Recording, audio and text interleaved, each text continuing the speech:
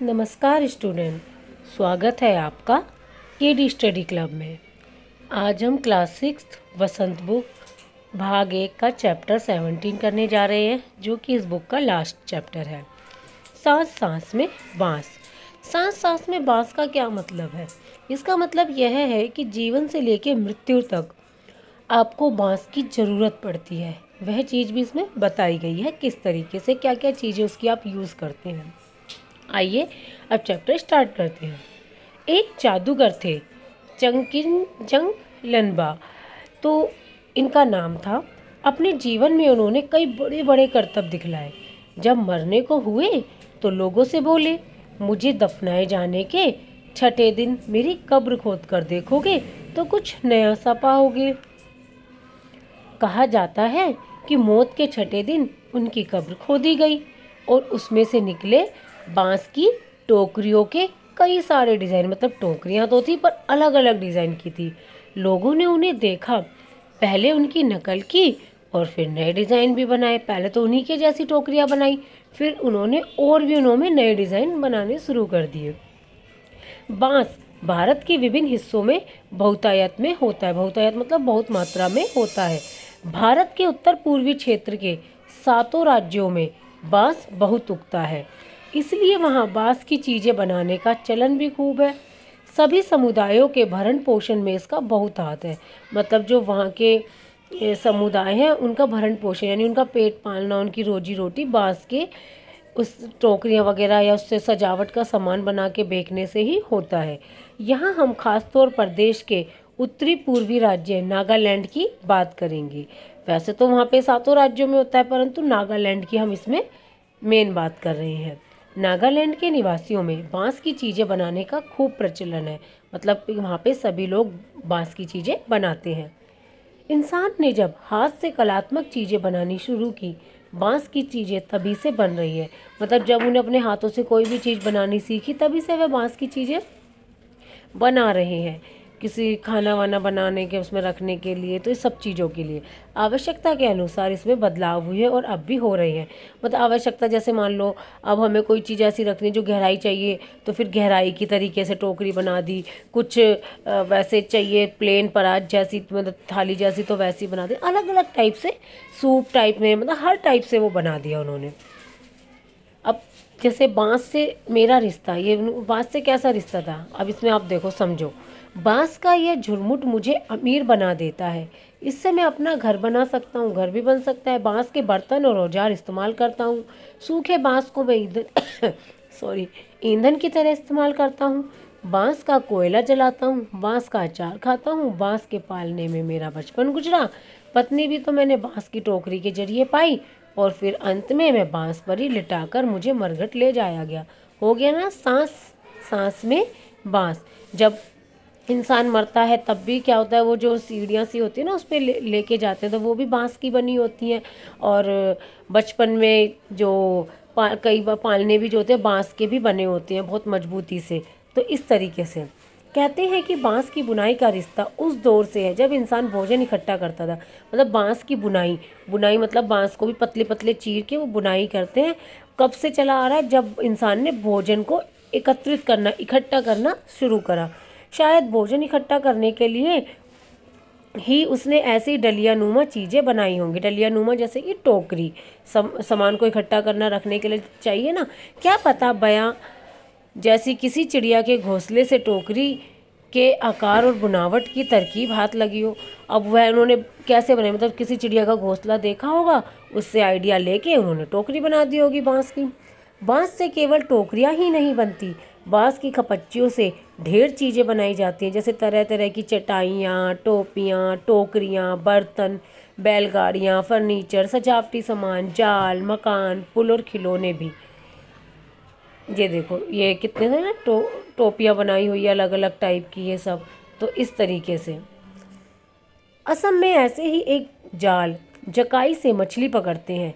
छोटी मछलियों को पकड़ने के लिए इसे पानी की सतह पर रखा जाता है या फिर धीरे धीरे चलते हुए खींचा जाता है। बांस की खपच्ची मतलब बांस को इस तरह बांधा जाता है कि वह एक शंकु का आकार ले लेती है। शंकु मतलब कोन टाइप का। इस शंकु का ऊपरी सिरा अंडाकार होता है। निचले नुकीले सिरे पर खपच्चियाँ एक दूसरे से गुथी हुई होती हैं। खपच्चियों से तरह तरह की टोपियाँ भी बनाई जाती है। असम के चाय बागानों के चित्रों में तुम्हें लोग ऐसी टोपियाँ पहने दिख जाएंगे। और हाँ, उनकी पीठ पर टंगी बांस की बड़ी सी टोकरी देखना ना भूले। आप असम के उसमें देखोगे ना, वो जो चाय पत्तियों की, वो दार्जिलिंग वगैरह में भी चाय पत्तियों की वो तोड़ते हैं और पीछे टोकरी बंधी होती है, उसमें डालते जाते हैं। और सर पे भी एक टोपी पहनी होती है। देखो बांस से झाड़ू भी बनी हुई है। ये टोकरी देखो अलग अलग प्रकार की। इसी तरीके से जुलाई से अक्टूबर घनघोर बारिश के महीने, यानी लोगों के पास बहुत सारा खाली वक्त, या कहो आसपास के जंगलों से बांस इकट्ठे करने का सही वक्त। बारिश होती थी, काम पे जा नहीं पाते थे, घर पे रहते थे, तो क्या करते थे, बांस इकट्ठे करते थे और उनसे सामान बनाते थे। आमतौर पर वे 1 से 3 साल की उम्र वाले बांस काटते थे, मतलब कि जो थोड़े से कच्चे होते थे, क्योंकि उनसे बनाना कोई भी सामान, उनको काटना बहुत आसान हो जाता था। बूढ़े बांस सख्त होते हैं और टूट भी तो जाते हैं। सख्त चीज़ होती है वो जल्दी टूट जाती है, तो इसलिए वो कच्चे बांस का, जो 1 या 3 साल के हुए हो इसके बीच के, उनकी वो कटाई करते थे। बांस से शाखाएं और पत्तियां अलग कर दी जाती। जैसे ये आपको दिख रही हैं बांस की ये पत्तियों को वो काट के अलग कर देते थे और खाली बांस बांस छोड़ देते थे। इसके बाद ऐसे बांसों को चुना जाता है जिनमें गांठें दूर दूर होती है। देखो जैसे ये दिख रहा है ना, ये गांठें जो है ये ऐसी, जो ऐसे ही होती है, ये गांठें होती है, ये बांस है। तो जिसकी ये गांठें दूर दूर होती है, ऐसे बांस को चुना जाता है। दाव यानी चौड़े चांद जैसी फाल। दाव मतलब जिससे कि ये काटा जाता है। ये जो है दाव, दाव कुछ इस टाइप का होता है, जो ऐसे करके ना चांद जैसा वो बना होता है, इससे हम काटते हैं। आपने कभी देखा हो तो। दाव यानी चौड़े चांद जैसी फाल वाले चाकू से इन्हें छीलकर खपच्चियाँ तैयार की जाती हैं। तो छोटी पतली पतली सी वो चीर दी जाती है। खपच्चियों की लंबाई पहले से ही तय कर ली जाती है। मसलन आसन जैसी छोटी चीज़ें बनाने के लिए बांस को हर एक गठान मतलब वही गांठों से काटा जाता है। लेकिन टोकरी बनाने के लिए हो सकता है कि 2 या 3 या 4 गठानों वाली लंबी खपच्चियाँ काटी जाए। यानी कहाँ से काटा जाएगा यह टोकरी की लंबाई पर निर्भर करता है। मतलब कितनी लंबी आपको बांस की वो लेनी है लंबाई, वह चीज़ पर डिपेंड करता है कि आपको क्या बनाना है, कितना बड़ा बनाना है। आमतौर पर खपच्चियों की चौड़ाई 1 इंच से ज़्यादा नहीं होती। चौड़ी खपच्चियाँ किसी काम ही की नहीं होती। मतलब अगर वो ज़्यादा चौड़ी काट देंगे तो वह किसी काम नहीं आती, इसलिए वो उसमें से पतली, जैसे अब ये बांस है ना, बांस में से इतनी पतली पतली ऐसी खपच्चियाँ करके वो निकाल लेते हैं। पतली खपच्चियाँ लचीली होती हैं। खपच्चियाँ चीरना उस्तादी का काम है। उस्तादी का मतलब कि बहुत एक उसके लिए परफेक्ट बंदा चाहिए। हाथों की कलाकारी के बिना खपच्चियों की मोटाई बराबर बनाए रखना आसान नहीं। कोई पहली बार काटेगा तो कोई पतली, कोई मोटी, कोई कैसी, और जो मतलब प्रैक्टिस के बाद बिल्कुल एक बराबर सारी खपच्चियाँ काटते हैं। इस हुनर को पाने में काफ़ी समय लगता है। टोकरी बनाने से पहले खपच्चियों को चिकना बनाना बहुत ज़रूरी है। मतलब ये फांस लग जाए, कुछ हो जाए तो उसे चिकना करना बहुत ज़रूरी है। या फिर दाव काम आता है, मतलब दाव से भी उसे कटते हैं, फिर उसको चिकना भी बनाते हैं। खपच्ची बाएं हाथ में होती है और दाएं हाथ में दाव दाएं हाथ में।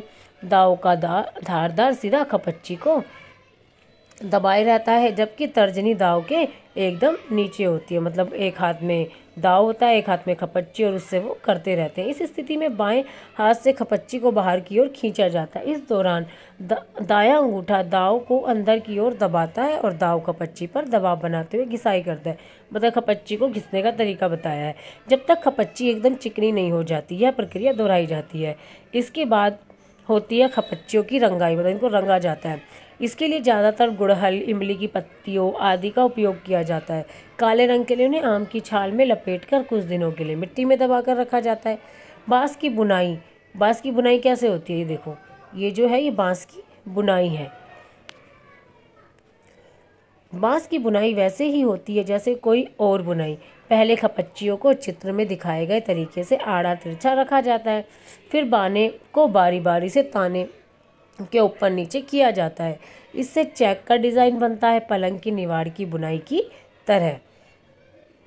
ट्विल बुनना हो तो हर एक बाना 2 या 3 तानों के ऊपर और नीचे से जाता है। इससे कई सारे डिज़ाइन बनाए जा सकते हैं। टोकरी के सिरे पर खपच्चियों को या तो चोटी की तरह गूंथ लिया जाता है, मतलब गूंथ के कर देते, किनारी बन जाती है, या फिर कटे सिरों को नीचे की ओर मोड़कर फंसा दिया जाता है। या फिर जो ऊपर से मान लो ये टोकरी मान लो ये टोकरी है, या तो इसमें ऐसे ऐसे करके ये गुत्थी जाती है, या फिर जो ऐसे ऐसे करके वो निकले रहते हैं ना, इन्हीं को ऐसे करके अंदर करके ऐसे करके मोड़ दिया जाता है। ये तरीके से टोकरियों के ऊपर किनारी बनाई जाती है और हमारी टोकरी तैयार। चाहो तो बेचो या घर पर ही काम में ले लो। अब चाहे इसे आप बेच दो, चाहे इसे घर में ही काम ले लो। उम्मीद करती हूँ आपको ये चैप्टर पसंद आया होगा। चैनल को सब्सक्राइब करना ना भूलें, वीडियो को लाइक ज़रूर करें। धन्यवाद।